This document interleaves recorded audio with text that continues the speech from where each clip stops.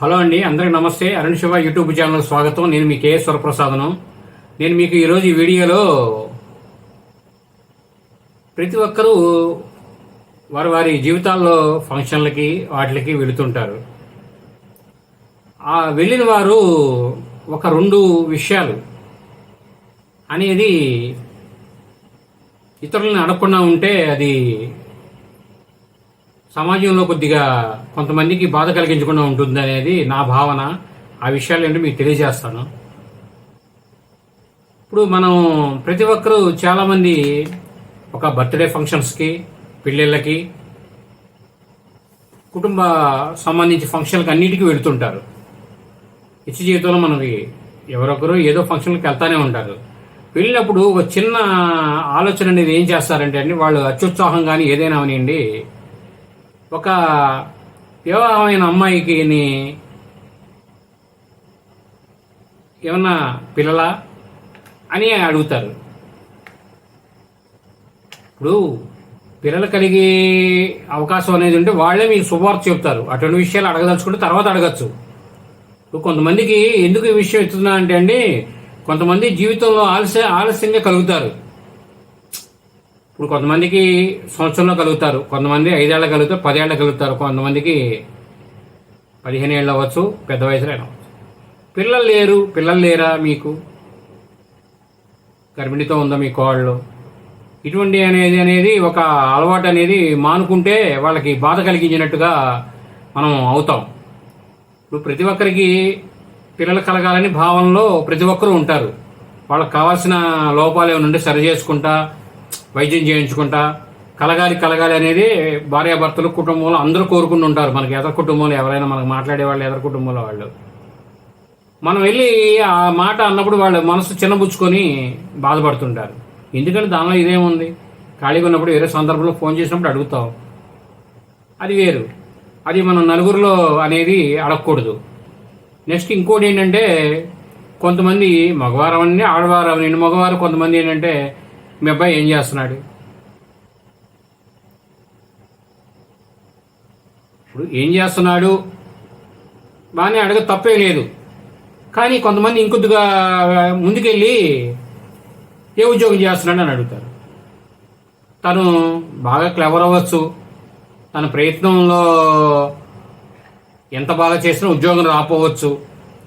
ఈ చదువుకునే విద్యార్థులు, ఉద్యోగం రాని వాళ్ళు కొంతమందికి చదువుకోగానే వస్తాయండి. కొంతమంది స్కూల్లో చదువుతుండగానే ఉద్యోగాలు వచ్చేస్తాయి, అదొక రకం. కొంతమంది చదువుకున్న తర్వాత ప్రయత్నం చేసిన తర్వాత వస్తాయి. కొంతమందికి 2వ సంవత్సరం, 3వ సంవత్సరం, కొంతమందికి అలా ప్రయత్నం చేస్తుంటారు, వస్తుంది. రాకుండా ఎందుకు ఉంటుంది? ఎవరికైనా సరే ఏదో ఒక ఉద్యోగం చేస్తారు. కానీ అది మనకి ఆ సందర్భంలో అడగాల్సిన అవసరం ఏముందని ఫంక్షన్లో. ఇది చాలా ముఖ్యమైన విషయం అండి నా ఉద్దేశంలో. ఎందుకంటే ప్రతి ఒక్కరూ ఈ ఆలోచన అనేది జాగ్రత్తగా ఉండాలండి. ఎందుకంటే వాళ్ళ ఇప్పుడు అబ్బాయి ఉంటాడు, అందుకని చాలా మంది రారు మగపిల్లలు ఫంక్షన్లకి. ఎందుకంటే భయపడిపోతుంటారు. ఏమంటే ఆ ఫంక్షన్కి వస్తే నువ్వేం చదువుతున్నావు అడుగుతారు అనే ఫీలింగ్ ఉంటుంది వాళ్ళకి. అలా కాదు, మనమే, మీరండి మీరు కాదండి, నేనైనా ఎవరైనా అవనండి, నేను అలా పట్టించుకోవండి. మనం వెళ్ళాము వచ్చామనేట్టు ఉండాలి. నా లెక్క, నా భావన అలా ఉంటుంది. ఇప్పుడు మనం తర్వాత వాళ్ళతో మాట్లాడతాం, ఫోన్లో చదువు గురించి కనుక్కుంటాం, అప్పుడే అడగాలని ఏముంది. అలా అని కూడా ఇంకోటి కూడా నేను చెప్తున్నానండి, మన విషయాలు కూడా అవసరాన్ని మించి వెళ్ళిన ఫంక్షన్లో మనం మాట్లాడకూడదు. అది కూడా దానివల్ల మనం మాట్లాడే ఫ్లోలో ఏంటంటే కొన్ని మనకి కుటుంబంలో ఉన్న గోప్యతగా ఉన్న విషయాలు కూడా చెప్పేస్తుంటాం. అది మనం బయటికి వెళ్ళినప్పుడు కొద్దిగా ఇదిగా ఉంటే బాగుంటుందని నా అభిప్రాయం అండి. ఇది నేను ఎన్నో రోజుల నుంచి అనుకున్న విషయం ఇది. ఎందుకంటే మనకి ఇప్పుడు పిల్లలు లేని ఆడపిల్లలు కలగనోళ్ళు, వాళ్ళు పాపం దేవుణ్ణి మొక్కుతుంటారు, ఎన్నో పూజలు చేస్తుంటారు కలగాలని.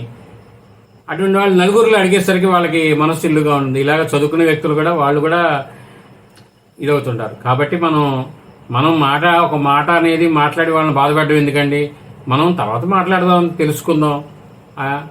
దీనిలో పోయేదేముంది మనకి, కాకపోతే కొద్దిగా ఆలస్యంగా తెలుసుకుంటాం అంతే. ఈ వీడియో మీరు పూర్తిగా చూసినందుకు ధన్యవాదాలండి. మీరు అందరూ మా ఛానల్ని ఎంతో అభివృద్ధి పథంలో నడిపిస్తున్నారు. ఇప్పటికి 12-13 వేలు దాటిపోయిన వ్యూస్ అన్ని 15,000కి చేరుకోబోతున్నాము. ఇప్పుడు ఈ ఛానల్ అభివృద్ధి అయ్యి ముందుకు వెళ్ళాలి అంటే ఛానల్కి పునాది అనేది కావాలండి. అంటే వాళ్ళు సబ్స్క్రైబర్స్ అంటే ఏంటంటే నేను వీడియో చేయగానే ముందు వాళ్ళందరికీ వెళ్ళిపోతుంది, వాళ్ళు వీళ్ళు బట్టి చూడొచ్చు. అలా నిర్ణీతమైన సబ్స్క్రైబర్స్, యూట్యూబర్స్ అనేది ఒక 1000 మంది సబ్స్క్రైబర్స్ కావాలి, ఒక 4000 గంటలు మీరు వీడియోలు చూసిన టైం కావాలనేది ఒక ప్రాతిపదిక పెడతారు మానిటైజేషన్ అవ్వడానికి. అది నేను మా ఛానల్ మానిటైజేషన్ అవ్వాలి అంటే తప్పకుండా అందరూ సబ్స్క్రైబ్ చేసుకోండి. ఇప్పుడు నేను చెప్పేది ఏదన్నా నా అనుభవంగా ఎంతో జాగ్రత్తగా చెబుతున్నానండి. ఎక్కడ ఏదన్నా పొరపాటు ఒక పదం అటు ఇటు మాట్లాడినా మీరు దాన్ని క్షమించండి. ఎందుకంటే నేను ఎపికిన ఫ్లోలో కంగారులో పొరపాటుగా మాట్లాడినా, ఎవరి పట్ల బాధ కలిగినా ఎవరికన్నా మీరు దాన్ని ఇలా చెబుతున్నాడు ఏంటని మీరు అనుకోవద్దు. మీరు దాన్ని లైట్గా తీసుకోండి.